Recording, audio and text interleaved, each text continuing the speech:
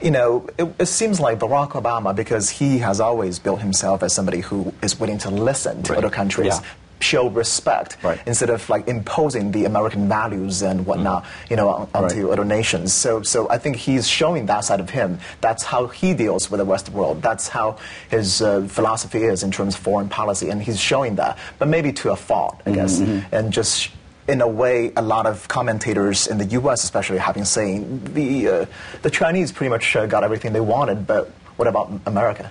Yeah, right. Well, interesting of all, I mean, when you mentioned that President Obama had a very different style, my students were also kind of casting him and almost recasting the American president this time, because they would see President Obama as a very humble and bland person in a sense, because they all read the biographies of the autobiographies of President Obama, The Audacity of Hope, which is a big kind of hit out here on campuses in China. And so, in a sense, President Obama changed the very perception of Chinese people about the U.S. president. I mean, unlike President Bush, he's always seen as the kind of redneck, the kind of a cowboy image on the screen. I mean, being dashing and courageous and bold even. Now, this is the person who came from very humble origin, and he's also African-American. Right. And we are actually really observing this very new image. This really kind of newly emerging, iconic kind of person who represents America from another dimension, from another really dimension, from another light. And in this case, I would say that sometimes they do look boring, but then they do look bored. But then we are observing. The Chinese leadership actually are very much curious. And the people are very much curious about this new person, this young guy. Yeah, well, I do want to explore that, because that's something I would like to get from you two guys, an insight into what the blogs are saying, what the mood is, what the young people, you just mentioned your students, that's a certain demographic group, right? Right. Who are, on the whole, impressed with Obama, and certainly in contrast with George Bush, but also you use the word bland. Yeah, I mean, there's an appreciation for this new kind of attitude, this new, a humbler foreign policy, but also a sense that this is not exactly, a spectacular leader. But I think also the Chinese, especially the young generation, is impressed by all these subtle things.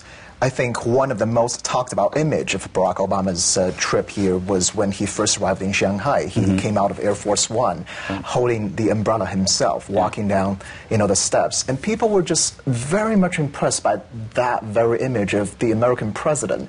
The leader of the lone superpower of the world actually didn't have any assistant holding the umbrella for him, but rather holding his own umbrella and coming down Air Force One. And I saw actually hundreds, if not thousands of comments, actually just for that picture, talking about how in China maybe a county chief would have 3 assistants holding umbrellas behind him, for that kind of official visit, and that shows something about how real that person is, and how different, how humble, how much.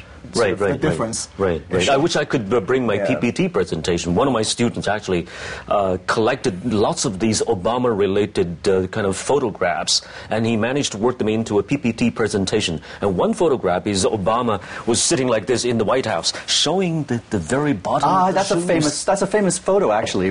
He's got kind of a worn, worn shoes, like a hole almost with a hole on the bottom. And yeah. so once again, with Obama coming down from his Air Force One, all alone, holding his umbrella on that very rainy night.